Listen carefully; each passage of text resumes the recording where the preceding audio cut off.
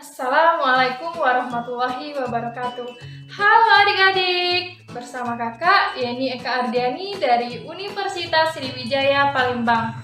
Bagaimana kabar kalian hari ini? Semoga kalian baik-baik saja ya, dan tetap semangat dalam belajarnya. Sebelum kita memulai pembelajaran, ada baiknya kita melafazkan basmalah terlebih dahulu ya. Bismillahirrohmanirrohim. Nah, jadi pembelajaran kita hari ini yaitu tentang suhu dan kalor. Sebelum kita masuk ke pembahasan, berikut ini adalah tujuan pembelajaran kita pada hari ini.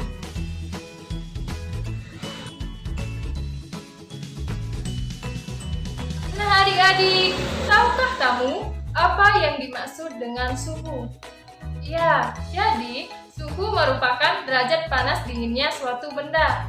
Ada yang tahu bentuk dari suhu? Suhu menunjukkan derajat panas benda. Mudahnya, semakin tinggi suhu maka semakin panas benda tersebut. Secara mikroskopis, suhu menunjukkan energi panas yang dimiliki oleh benda. Berikut ini adalah contoh dari suhu dalam kehidupan sehari-hari, yaitu saat kita melewati aspal dan pasir yang panas saat diinjak. Lalu, es krim dan es batu yang meleleh saat digenggam oleh tangan. Kemudian, saat kita memegang kening seseorang yang sedang sakit demam. Selanjutnya, tahukah kamu apa yang dimaksud dengan kalor? Ya, kalor merupakan salah satu bentuk energi yang dapat berpindah karena perbedaan suhu, yaitu berpindah dari benda bersuhu tinggi atau panas ke benda bersuhu rendah atau dingin. Nah, ada yang tahu bentuk dari kalor? Ya, kalor dapat merubah fisik dengan membuatnya meleleh, mencair, membeku, mengembun, dan menyublim. Berikut ini adalah contoh dari kalor dalam kehidupan sehari-hari ya adik-adik. Es krim yang awalnya padat berubah menjadi cair karena terkena kalor dari matahari. Begitu juga dengan besi padat yang meleleh menjadi cair karena diberi kalor dengan suhu tertentu. Kemudian, kayu yang padat setelah dibakar dengan kalor diberi api berubah menjadi abu. Nah, perubahan fisik kalor juga dapat terjadi pada saat kita memasak adik-adik. Contohnya telur yang awalnya berbentuk cairan setelah digoreng dengan kalor dari api berubah menjadi lebih padat. Begitu juga dengan mentega yang dipanaskan di atas kompor menjadi meleleh. Nah adik-adik, selanjutnya kita akan membahas perbedaan kalor dan suhu. Panas merupakan salah satu bentuk energi, sedangkan suhu merupakan besaran. Panas dapat diukur menggunakan kalorimeter, sedangkan suhu dapat diukur menggunakan termometer. Satuan dari panas adalah kalor, sedangkan satuan dari suhu adalah derajat, Celcius, Kelvin, Reaumur, dan Fahrenheit. Nah, panas dapat berpindah dari benda satu ke benda yang lain, sedangkan suhu tidak dapat berpindah, tetapi dapat naik dan turun. Sekarang coba kita perhatikan gambar berikut ini ya adik-adik. Nah, kira-kira dari gambar tersebut, adakah perbedaan yang kalian temukan? Iya, benar. Ukuran panci A lebih besar daripada panci B. Dan begitu juga, panci A lebih banyak berisi air daripada panci B. Nah, jadi jika kedua panci itu kita didihkan, panci manakah yang lebih membutuhkan waktu lama untuk mendidihkan air di dalamnya? Iya, benar. Jadi, panci A lebih banyak membutuhkan waktu untuk mendidihkan air di dalamnya daripada panci B. Nah, adik-adik, ada yang tahu bagaimana hubungan antara energi panas yang dibutuhkan untuk mendidihkan air di dalam panci dengan suhu air di dalamnya? Iya, semakin banyak jumlah air, maka semakin banyak energi panas yang dibutuhkan untuk mendidihkannya. Nah, dari pernyataan tersebut dapat kita simpulkan bahwa kegiatan yang berbeda dapat memerlukan energi panas yang berbeda juga. Selanjutnya kita akan mengetahui fungsi dari kalor. Yang pertama, menaikkan atau menurunkan suhu zat. Nah adik-adik, ketika suatu zat melepaskan kalor atau kalor berkurang, maka suhu turun atau didinginkan. Sebaliknya, ketika suatu zat menerima kalor atau kalor bertambah, maka suhu naik atau dipanaskan. Nah, yang kedua, mengubah wujud zat ketika mencapai suhu tertentu. Nah, adik-adik, peristiwa perubahan wujud zat dapat digolongkan sebagai berikut, yaitu perubahan wujud zat padat ke cair disebut mencair, perubahan wujud zat dari cair ke padat disebut membeku, perubahan wujud zat dari gas ke cair disebut menguap, perubahan wujud zat dari padat ke gas disebut menggiling, perubahan wujud zat dari gas ke padat disebut mengkristal.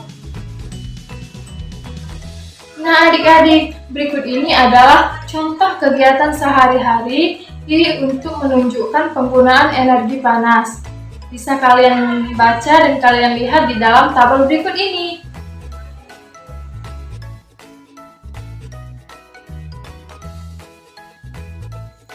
Nah, adik-adik, seperti yang sudah dijelaskan bahwa suhu menunjukkan derajat panas benda. Semakin tinggi suhu suatu benda, maka semakin panas pula benda tersebut. Perlu adik-adik ketahui, energi panas dapat mengubah benda. Beberapa benda akan mengalami pemuaian dan penyusutan. Nah, ada yang tahu apa yang dimaksud dengan pemuaian dan penyusutan? Ya, benar. Pemuaian panas adalah perubahan suatu benda yang dapat menjadi bertambah panjang, lebar, luas, atau berubah volumenya karena terkena kalor atau panas. Sedangkan penyusutan adalah perubahan suatu benda yang menjadi berkurangnya panjang, lebar, luas karena terkena suhu dingin. Pemuaian dan penyusutan benda dapat juga terjadi pada logam, udara, dan air. Nah, berikut ini adalah contoh dari pemuaian dan penyusutan yang terjadi akibat suhu. Yang pertama, bingkai jendela dibuat sedikit lebar dari ukurannya sebenarnya untuk ruang muai. Yang kedua, udara di dalam ban saat memuai karena panas. Yang ketiga, karet atau kabel yang dipasang kendur agar tidak putus saat memuai. Yang keempat, pemuaian terjadi ketika gelas dituang air panas. Yang kelima, pemasangan celah di antara dua batang rel untuk ruang muai. Yang kelima, cairan dalam termometer dapat memuai ketika mendapatkan panas dari dalam tubuh. Nah, adik-adik, selanjutnya kita akan melakukan percobaan. Nah, tujuan dari percobaan kita yaitu untuk memperlihatkan prinsip kerja termometer sebagai alat pengukur tinggi rendahnya suhu. Nah, alat dan bahan yang harus kita persiapkan yang pertama, air, yang kedua pewarna makanan, yang ketiga botol kecil, yang keempat sedotan bening, yang kelima lilin mainan, yang keenam kain hangat, dan yang terakhir yaitu spidol.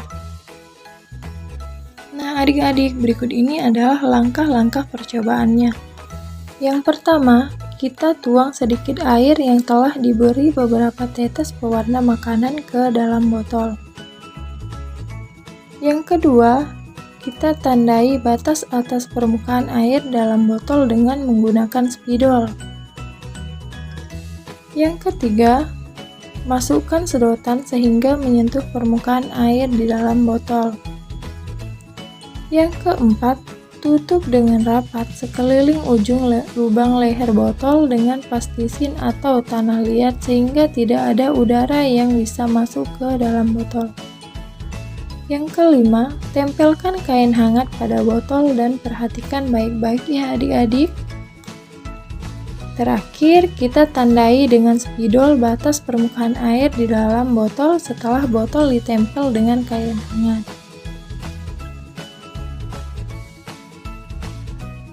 Nah, adik-adik, itulah tadi langkah percobaan yang sudah kita lakukan ya. Nah, berdasarkan kegiatan yang sudah kita lakukan, marilah kita bersama-sama menjawab pertanyaan berikut ini. Nah, pertanyaan pertama, mengapa air di dalam botol dapat naik? Ada yang tahu? Iya, benar. Air dalam botol memuai karena menerima panas yang berasal dari kain hangat tadi. Nah, pertanyaan kedua, adakah peristiwa perpindahan panas pada percobaan kita tadi? Ada yang tahu? Iya, benar. Perpindahan panas terjadi dari kain hangat ke air yang ada di dalam botol. Nah, jadi ada yang tahu kesimpulan dari kegiatan percobaan kita tadi?